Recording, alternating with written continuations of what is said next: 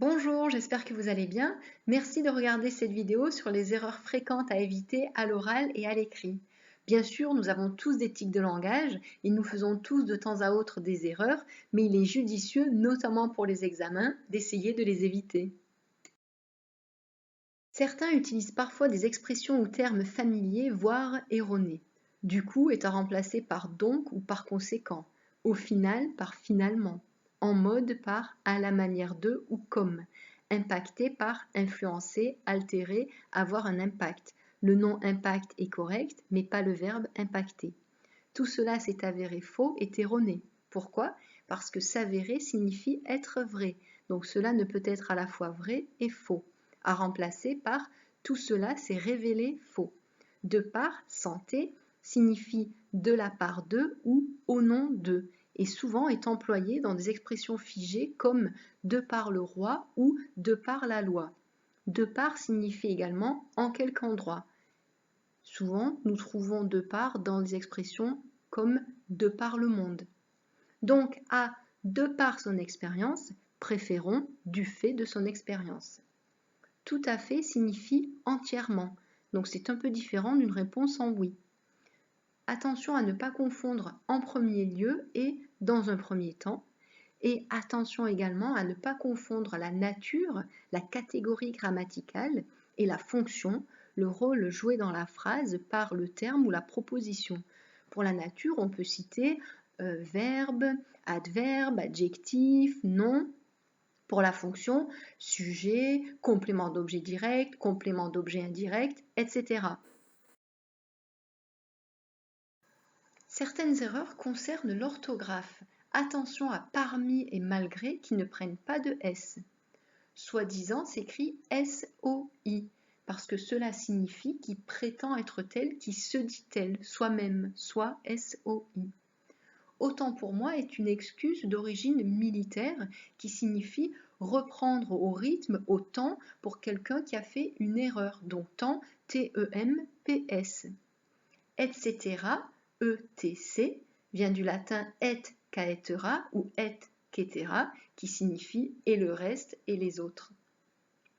Attention à ne pas confondre au vu de, étant donné, en vue de, en prévision de, et au vu et au su de, à la connaissance de. Voir, V-O-I-R-E, signifie même. Il est préférable de l'utiliser seul. Eu égard à ne comporte pas de T et veut dire en tenant compte de, attendu, vu, en raison de. C'est-à-dire comporte des traits d'union. Attention à ne pas les oublier à l'écrit. Recueil est écrit avec un U qui vient se placer après le C. Absence s'écrit A-B-S-E, rien d'autre entre les deux lettres, N-C-E. Intéressant s'écrit avec un R et deux S. Certaines erreurs se trouvent au niveau de la construction ou de l'accord. Attention à la différence entre la question directe et la question indirecte, notamment dans les introductions à l'écrit et à l'oral, quand vous annoncez votre problématique, votre projet de lecture. Choisissez bien soit la question directe, soit la question indirecte. Ce texte est-il comique? Est une question directe avec l'inversion du sujet et du verbe et un point d'interrogation. En revanche, nous nous demanderons si le texte est comique est une question indirecte, sans inversion et sans point d'interrogation. Je vous invite à regarder la vidéo sur l'interrogation créée par l'engagement si vous êtes intéressé.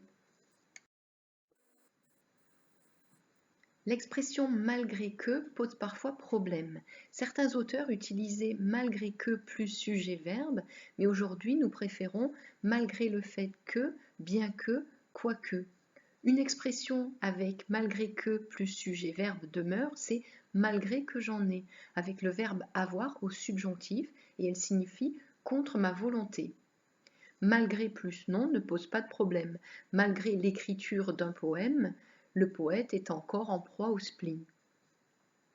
Attention à la différence entre pallier une difficulté et pallier un L, un nom. Pallier deux L et le verbe, il est direct. Pallier une difficulté. Il n'y a pas de préposition entre le verbe et l'objet direct. Pallier une difficulté signifie Essayer de remédier plus ou moins bien à une difficulté. Palier avec un L est un nom qui signifie la plateforme entre les étages. Se rappeler et se souvenir sont parfois confondus. Se rappeler est direct, se rappeler quelque chose, se rappeler un beau poème. Se souvenir est indirect, se souvenir de quelque chose, se souvenir d'un beau poème. Attention aux règles d'accord, notamment l'accord du participe passé. C'est la pièce que l'auteur a écrite. Le participe passé s'accorde, l'auxiliaire est avoir, donc l'accord se fait avec l'objet direct qui est placé avant, ici la pièce. C'est la pièce que l'auteur a fait écrire. Ici, toujours l'auxiliaire avoir, toujours un objet direct placé avant, mais c'est le participe passé du verbe faire et il est suivi d'un infinitif, donc l'accord ne se fait pas. Je vous invite à consulter la vidéo L'engagement sur l'accord du participe passé. Attention à ne pas confondre leur déterminant et leur pronom. Leurs poèmes sont bien écrits. Leur est un déterminant, il va avec le nom poème, il est pluriel, il prend un S. Les poètes leur lisent les recueils, c'est-à-dire les poètes lisent les recueils aux élèves. Leur est un pronom objet indirect qui remplace le groupe nominal aux élèves. Les poètes lui lisent les recueils. Lui est un pronom objet indirect singulier. Les poètes lisent les recueils à l'élève. Donc le pluriel est leur. On n'a pas besoin d'ajouter un S pour marquer le pluriel du pronom.